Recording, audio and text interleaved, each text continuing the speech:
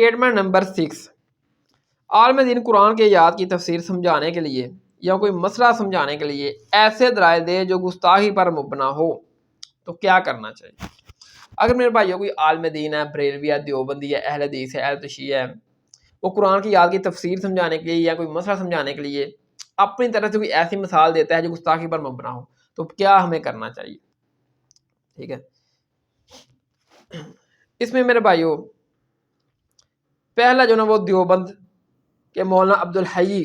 صاحب ہیں، صراط مستقیم کی کتاب ہے، صفحہ 169 ہے، اس میں وہ نماز کا مسئلہ ڈسکس کر رہے ہیں، نماز کا مسئلہ لوگوں سمجھا رہے ہیں، اور نماز میں وہ یہ بیان کر رہے ہیں کہ مکمل توجہ اللہ تعالیٰ کی طرف ہونی چاہیے، نماز میں ہمیں صرف اللہ کی تعظیم کرنی چاہیے، اللہ کی تعظیم کے ساتھ نماز کی تعظیم جو ہے نا، کہ نماز میں کسی اور کی تعظیم آئی تو وہ شرک ہو جائے گا۔ اس مسئلے کو وہ سمجھاتے ہوئے کہتے ہیں کہ اگر ایک شخص ہے وہ نماز پڑھ رہا ہے، صرف اللہ کی تعظیم کر رہا ہے، تو اگر اس کا ذہن میں اس کے پیر و مرشد کا خیال آ جائے گا تو وہ اپنے پیر و مرشد کی تعظیم کرے گا، اس کا ادب کرے گا، احترام کرے گا نماز میں، تو یہ یعنی کہ اللہ کی تعظیم اور پیر و مرشد کی تعظیم کا برابر ہوگی، یہ شراکت ہوگی، تو یہ کام انہوں کا نہیں کرنا۔ یہی مثال دیتے ہوئے انہوں نے کہا کہ نماز میں اللہ کی تعظیم کے ساتھ اگر نبی صلی اللہ علیہ وسلم کا خیال آ جائے اور انسان اللہ کے نبی کی تعظیم میں مبتلا ہو جائے تو یہ اللہ کے نبی علیہ السلام کی تعظیم اور اللہ کی تعظیم جو نا وہ شرک میں مبتلا ہو جائے گی، یہ شراکت بن جائے گی، ٹھیک ہے نا۔ اور تعظیم کے مسئلے کو ڈسکس کرتے ہوئے انہوں نے لکھا کہ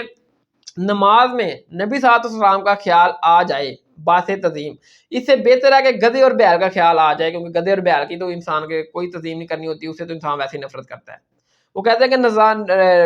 نماز میں اللہ تعالیٰ کی تعظیم کے برابر میں نبی صلی اللہ علیہ وسلم کا خیال آ جائے، اس سے بہتر ہے کہ گدھے اور بیل کا خیال آ جائے۔ اب دیکھیں کہ انہوں نے دین کا مسئلہ سمجھانے کے لیے نبی صلی اللہ علیہ وسلم کی ذات اطہر مبارک کی مثال کس کے ساتھ دے دی؟ جانور کے ساتھ، گدھے اور بیل کے ساتھ۔ تو یہ بھی یعنی کہ ایک قسم کی گستاخی بنتی ہے، لیکن کیونکہ اس بندے کی نیت یعنی کہ اس طرح نبی صلی اللہ علیہ وسلم کی شان میں گستاخی کرنے کی نہیں تھی، وہ دین کا مسئلہ سمجھا رہا تھا، اور مسئلہ سمجھاتے اس نے مثال دے دی نبی صلی اللہ علیہ وسلم کی ذات مبارک کے ساتھ گدھے اور بیل کی، ٹھیک ہے نا۔ تو اس بارے میں ہمیں کیا کرنا چاہیے یہ میرے بھائیوں اپنا، لیکن دیکھیں سورۃ بنی اسرائیل کی آیت نمبر 48 میں آیا کہ اے نبی دیکھو یہ آپ کے بارے میں کیسی کیسی مثالیں بیان کرتے ہیں، بس یہ گمراہ ہو گئے، اب یہ ہدایت پا نہیں سکتے۔ یعنی کہ وہ دین کا مسئلہ بیان کر رہے ہیں، لیکن بیان کرتے کرتے نبی صلی اللہ علیہ وسلم کے لیے کیسی مثال دے دی گدھے اور بیل کی، کوئی اور مثال بھی دے سکتے تھے اچھی، لیکن گدھے اور بیل کی مثال دی کہ نماز میں بہتر ہے کہ نبی کا خیال آنے کے بجائے گدھے اور بیل کا خیال آ جائے تو یہ بہتر ہے۔ حالانکہ نماز ہی وہ ہے جس میں نبی صلی اللہ علیہ وسلم کا خیال آئے، ہر نماز میں نبی صلی اللہ علیہ وسلم کا ذکر خیر ہے، آپ کا خیال تو آئے گا۔ یہ صحیح بخاری میں ہے 831 نمبر 831 کہ جو ہم پڑھتے ہیں التحیات، ٹھیک ہے، اس میں ہم پڑھتے ہیں السلام علیکم یا نبی، اے نبی آپ پر سلام ہو، ٹھیک ہے نا۔ تو ہم اپنے نبی پر نماز میں سلام بھیجتے ہیں، اپنے نبی کا ذکر کرتے ہیں نماز میں، تو سرکار دو عالم صلی اللہ علیہ وسلم کا تو خیال نماز میں آئے گا ہی، لیکن انہوں نے کیا کیا کہ دین کے مسئلے کو کوئی توبہ نعوذ باللہ نبی صلی اللہ علیہ وسلم کی گستاخی کرنے کے بارے سے یہ بات نہیں ڈسکس کی نیک نیتی کے ساتھ دین کا مسئلہ سمجھانے کے لیے، لیکن مثال ایسی بیان کر دی جو گستاخانہ تھی۔ تو نماز تو ہے ہی وہ جس میں نبی کا خیال آئے، بغیر خیال کے تو نماز ہی نہیں۔ انہوں نے کیا مثال دے دی کہ نبی کا خیال آنے سے بہتر ہے کہ گدھے اور بیل کا خیال آ جائے، باعث تعظیم کے نبی کا اگر خیال آ جائے گا تو یہ تعظیم میں مبتلا ہو جائیں گے، یہ اللہ تعالیٰ کی تعظیم ہے صرف نماز میں، اور یہ شرک ہو جائے گا۔ تو اس سے بچنے سے بہتر ہے کہ نبی کا خیال نہ آئے تو کسی گدھے اور بیل کا آ جائے، یہ بہتر ہے۔ تو یہ ایک بات تھی دیوبندیوں کی۔ اب بات نمبر 2، یہ حفظ الایمان میں ہے صفحہ 13،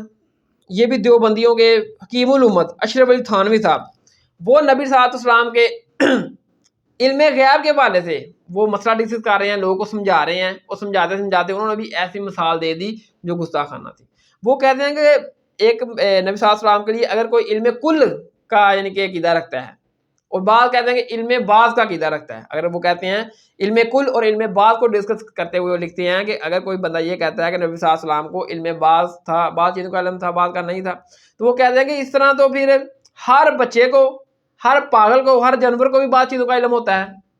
اب دیکھیں کہ انہوں نے نبی صلی اللہ علیہ وسلم کے علم غیب کی مثال کس کے ساتھ دے دی؟ پاگل کے ساتھ، جانوروں کے ساتھ دے دی۔ اور قرآن میں کیا آیا سورۃ بنی اسرائیل کی آیت نمبر 48 میں، اے نبی دیکھو یہ آپ کے لیے کیسے کیسی مثالیں بیان کرتے ہیں، تو یہ گمراہ ہو گئے، یہ ہدایت نہیں پا سکتے۔ یعنی کہ نبی صلی اللہ علیہ وسلم کے علم غیب کی مثال پاگل کے ساتھ دے دی، جانوروں کے ساتھ دے دی، کوئی اور مثال بھی دے سکتے تھے، لیکن جانوروں کے ساتھ اور پاگلوں کے ساتھ نبی صلی اللہ علیہ وسلم کے علم غیب کی مثال دے دی، ٹھیک ہے، کہ ایسا جیسا بعض علم غیب اگر نبی کے لیے آپ رکھتے ہیں علیہ السلام کے لیے، تو ایسا علم غیب تو پاگلوں کو بھی ہوتا ہے، جانوروں کو بھی ہوتا ہے، تو بناؤ باللہ استغفر اللہ، ٹھیک ہے۔ لیکن قرآن میں کیا ہے، سورۃ الجن آیت نمبر 26-27 میں، کہ وہ اللہ غائب کا جاننے والا ہے، بس وہ اپنے غائب پر کسی کو مطلع نہیں کرتا سوائے اپنے رسول کے جسے وہ پسند کر لے۔ ایک اللہ تعالیٰ ذات فرما رہی ہے کہ اللہ تعالیٰ کی ذات صرف اپنے رسول کو ہی علم غیب کے اوپر مطلع کرتے ہیں اور کسی کو نہیں کرتے، لیکن وہ کیا کہہ رہے ہیں اشرف علی تھانوی صاحب، کہ نبی صلی اللہ علیہ وسلم کا اگر بعض علم غیب پر آپ کا یہ ایمان ہے کہ آپ کو بعض چیزوں کا علم غیب تھا، بعض کا نہیں تھا، تو بعض چیزوں کا تو علم غیب ہر جو پاگل کو بھی ہوتا ہے، جانوروں کو بھی ہوتا ہے، اور اس طرح کا معاملہ، یہ ایسی مثالیں انہوں نے بیان کرنی شروع کر دی آگے۔ تو یہ مثالیں سراتن گستاخی ہیں نبی صلی اللہ علیہ وسلم کی شان کے حوالے سے، لیکن انہوں نے یہ کوئی بدنیتی سے نہیں سرکار دو عالم صلی اللہ علیہ وسلم کے لیے ایسی مثالیں دی، نہیں، کوئی بھی عالم دین ہے چاہے کسی مقابل فکر سے تعلق ہے، وہ جان بوجھ کر نبی صلی اللہ علیہ وسلم کی شان میں گستاخی نہیں کر سکتا، قرآن کی شان میں گستاخی نہیں کر سکتا، لیکن مثال دی وہ مثال تھی گستاخانہ۔